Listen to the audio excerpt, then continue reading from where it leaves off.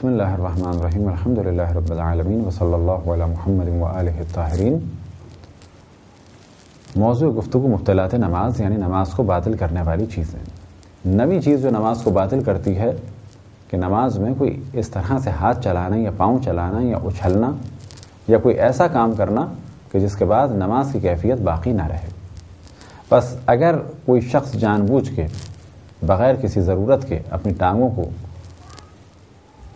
زمین سے بلند کرے یعنی جمپ لگائے، یا یہ کہ ٹانگیں پھیلائے یا ہاتھوں کو حرکت دے یا عجیب و غریب چہرے بنائے، یہ ممکن ہے کسی کو کوئی چیز کی جانب توجہ دلانے کے لیے آنکھوں کو استعمال کیا جائے، آنکھوں کا اشارہ کیا جائے یا ہاتھ کا اشارہ کیا جائے، اس میں کوئی حرج نہیں ہے۔ لیکن اچھلنا یا ہاتھ پاؤں کو بہت زیادہ ہلانا، آسمان کی جانب ہاتھ کو بلند کرنا جس طرح سے پی ٹی میں کرتے ہیں، اور اس کے بعد دائیں بائیں حرکت دینا، یا کمر کے اوپر ہاتھ رکھے مثال کے طور پہ ایکسرسائز والی کیفیت اختیار کرنا، اگر اس کام کو اپنے ارادے اور اختیار سے کیا جائے تو اس سے نماز باطل ہو جائے گی۔ خداوند تبارک و تعالیٰ سے دعا ہے کہ بحق محمد و آل محمد ہمیں اپنے رسول اپنی حجتوں خصوصاً امام زمان علیہ السلام کی معرفت اور اطاعت کی توفیق عطا فرمائے۔